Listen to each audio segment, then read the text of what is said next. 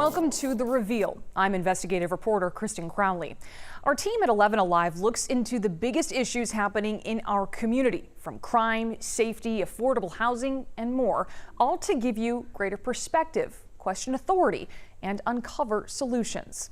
For the next half hour, we are bringing you stories that go a little deeper. We start with a new report that finds there is a growing number of kids in our state dying by suicide. It is now the second leading cause of death among kids ages 10 to 14. Investigator Savannah Levins looks into what the state is doing and how you can spot warning signs.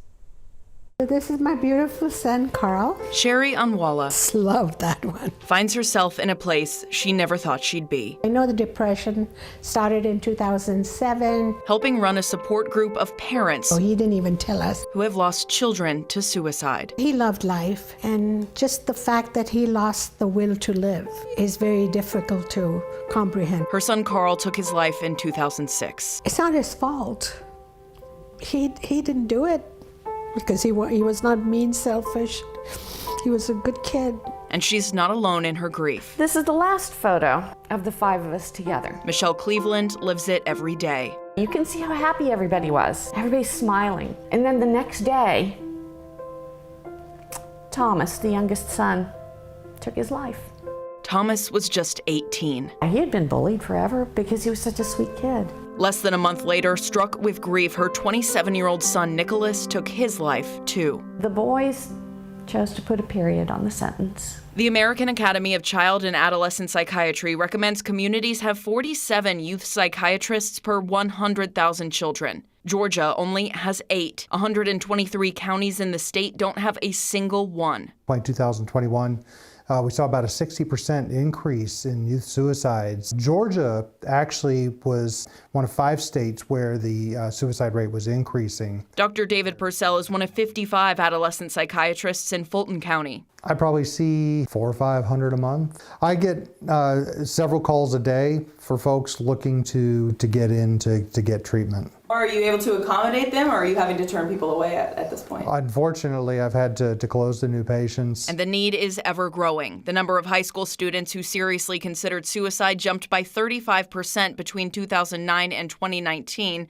according to the U.S. Surgeon General. I have definitely seen an increase in depression and anxiety over the last couple of years. Dr. Purcell says it's critical for parents to pay close attention to changes in their children. Are they becoming more isolated, more withdrawn? Are they having behavioral changes? These things can all raise red flags. In the meantime, Sherry and Michelle's suicide loss group, Coming SOS, is tragically growing. More people. But they'll keep showing up, steadfast in the belief that their stories You can never be the same. might resonate. You can't go back and change, but maybe you can do it for somebody else. And might I think he's proud of me. give you hope, whoever and wherever you are. Continue your story.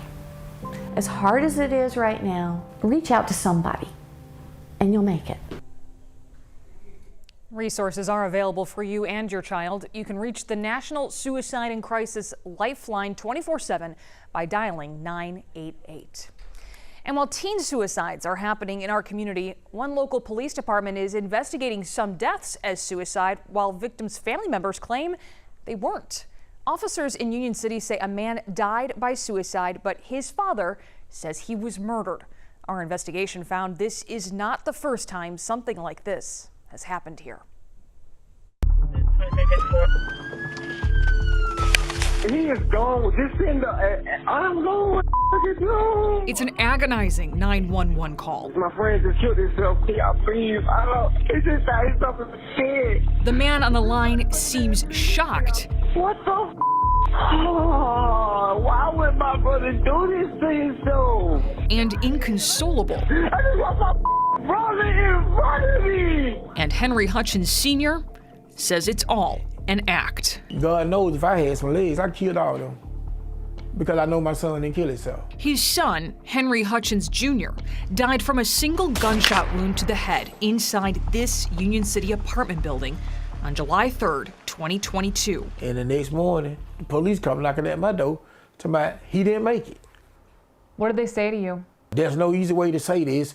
Your son looked like He was having some mental issues and turned the gun on himself and looked like apparent suicide. A police report says Hutchins Jr. stripped naked, said his family didn't love him anymore, and shot himself.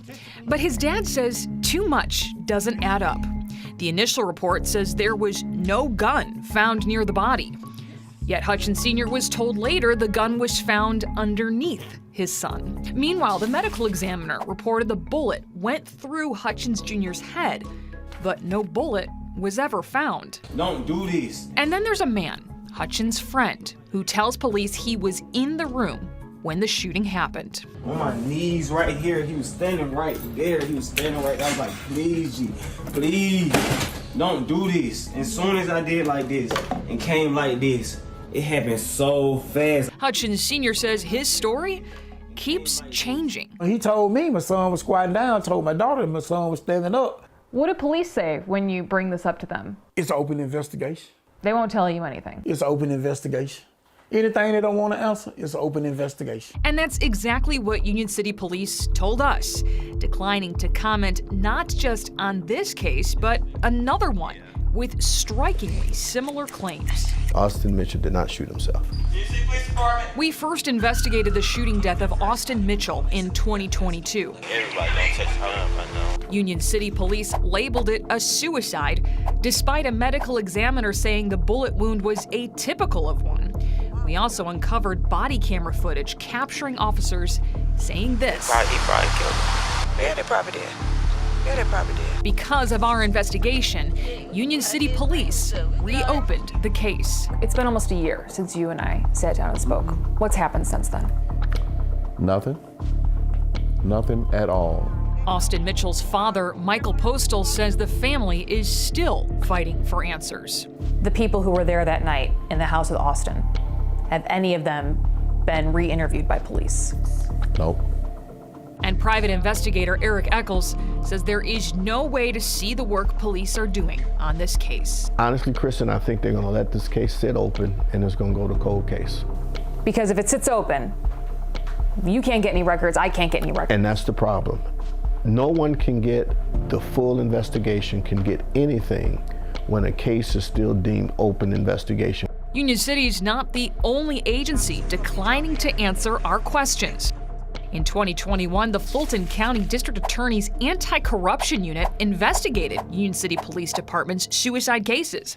It found Austin Mitchell's case was not properly investigated. We reached out to the District Attorney's office multiple times, asking for those details and an interview. We were told they'd get back to us in 2 weeks. That was months ago. Not only did they not get back to us, they just stopped responding to our emails altogether. The fact is that you're not getting it tells me something. Something's going on. Something is not right. You should be able to get the open records from the district attorney's office. The lack of transparency leaves Henry Hutchins with one belief. You get killed in Union City, it's a suicide. He says he'll continue fighting for answers in his son's death, answers he believes will eventually come to light, with or without investigators' help. The streets know exactly what happened. They know exactly what happened. Unlike Mitchell's death, the medical examiner's office did rule Hutchins Jr.'s death a suicide. Union City Police says it is waiting on some ballistics evidence tied to the gun before officially closing Hutchins' case. Meanwhile, Mitchell's family is offering a $5,000 reward for anyone who comes forward with information that could lead to an arrest in their son's case. We'll be right back with more investigations on The Reveal. A unit in Fulton County promises to hold the right people accountable for murder, rape, and robbery. More than 3 years after that project first began, investigator Rebecca Lindstrom looks at whether the justice system is getting it right. Nearly 20 years ago, near this driveway, a woman died after an exchange of gunfire. 2 men went to prison for murder. And when the ballistics came back saying that my gun was the bullet that did it, it's like everything dropped. I didn't see nobody. I seen nobody get shot. I just seen her shooting at me. This building on McDaniel Street is boarded now, but in 2002, Mario Stinchcombe and Michael Woolfolk had friends living there. A woman came by hoping to buy drugs. When they said no, she got mad. When she went out the door, she said, well, hey, I'm finna go get my gun for you. You done messed up. She did get that gun and began firing at the window. At trial, prosecutors say that's when Mario and Michael started firing back, but they stress the car was already driving away. There was a witness with a different story to tell, the driver of that car. Turns out she was actually leaning out of the window, still shooting at them when they returned fire. Because who shot when is the difference between murder and self-defense. All right. But Amy Maxwell, who heads Fulton County's Conviction Integrity Unit, says no one found the driver in time for trial. Michael and Mario sat behind bars for 18 years. Went up for parole twice and was denied, say due to the nature of my crime. While in prison, police did find that driver, Jamario Ford. He pled guilty to dumping the woman's body rather than calling police. But until Amy came along more than a decade later, no one in the DA's office asked him what happened that night.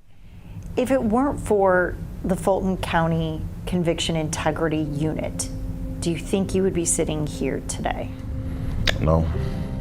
In the past 3 years, Amy's team has closed 323 cases. Murder, armed robbery, and rape topped the list of crimes committed by defendants seeking a fresh set of eyes on their case. But Michael and Mario are the only two who have had their convictions overturned. So do you feel it's been worth the time? Oh, yeah. Yeah, I do. Amy says 31 people have had their sentences reduced, many of them drug cases, people who got life in prison for possessing a small amount. You know, we have accountability courts now that try to treat people with drug addictions rather than just putting them in prison. And it's a big use of resources. You know, prison should be for really violent people. So you think that there's going to be more modifications, more exonerations coming in the pipeline through the unit? Absolutely. We are going to find you. And she says one of those cases might involve the current DA, Fonnie Willis. We do have one, and she's receptive. Because if you don't have that openness, the unit doesn't work. Right. In the Metro, Gwinnett County has also started a conviction integrity unit, but would not respond to our request for information. Maxwell says people in every county should demand a unit of their own. The fact that people are exonerated on a regular basis should make citizens worry. If you get it wrong, there's an innocent person in prison, but also the guilty person is still out there. Mm-hmm. So you're not safe. You have an illusion of safety, but you're not safe. These two men were only 22 at the time of the shooting. Well, I hadn't started a business. I was trying to be a mechanic, or I was trying to be a lot. While in prison, their loved ones died. Children grew. I don't feel good about this situation. I don't really want to see nobody else go through what we went through.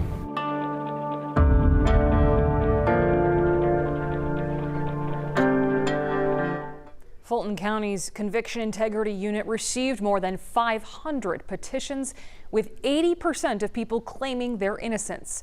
Right now, more than 200 cases are under review. We'll be right back.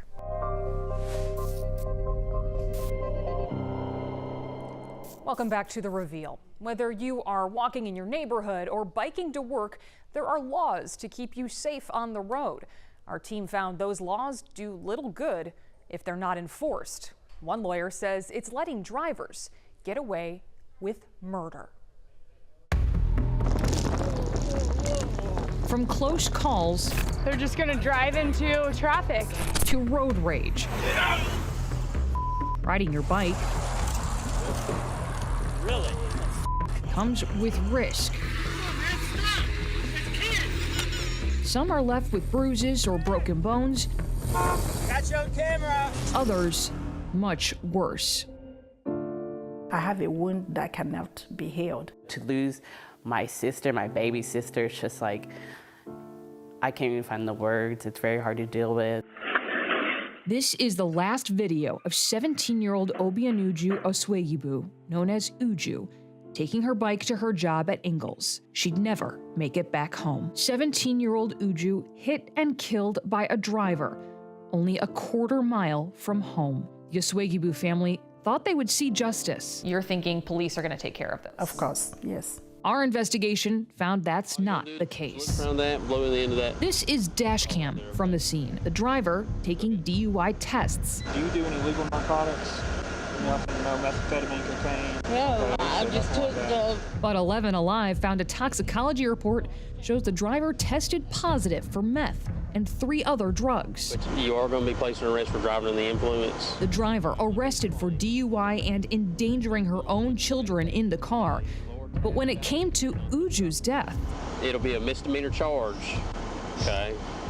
You're not going to be placed at fault for the crash. The driver faces no charges. Some of the investigation that's done is just flat out horrible. Bruce Hagan is an attorney representing Uju's family. He specializes in Georgia bike law. But they blame the cyclist for causing the crash for several different reasons. We dug into the nearly 60-page report from GSP's specialized collision reconstruction team stating Uju is at fault. That's because officers say she didn't have a red light and her bike was not as far right as possible. Every one of the reasons that they relied upon was a misapplication of the law. Uju had a red reflector, and Georgia law says bicyclists have the right to the full road. The report also says the driver couldn't see around a hill. The law doesn't say if you can't see what's on the other side of the hill, you should go any speed you want. Hagan says Uju's case is not unique. Crashes like hers are happening all over our area. Take, for example, this pedestrian in a crosswalk. A car slams into her, sending her to the hospital with injuries and a citation for darting into traffic. Meanwhile, we obtained photos that appear to show the driver is on her phone. That driver walks away without a scratch or a consequence. As for Uju's family, the Barrow County District Attorney has the power to do something about this and has chosen, at least to this point, not to do so. We called the Barrow County DA. His office told us no comment. What would you say happens to most drivers who hit a pedestrian or a cyclist on the road? You want to know an awful saying? If you want to get away with murder, kill a cyclist. It's horrible. A horrible saying, but the reason behind the Oswegibu family's fight for justice. If somebody kills somebody's child, that person has to be held accountable. A precious life was stolen from us, and that precious life is not coming back. Not only has the driver not been charged in Uju's death, we found her driver's license is still active. Uju's attorney says they are still fighting for justice. We'll be right back.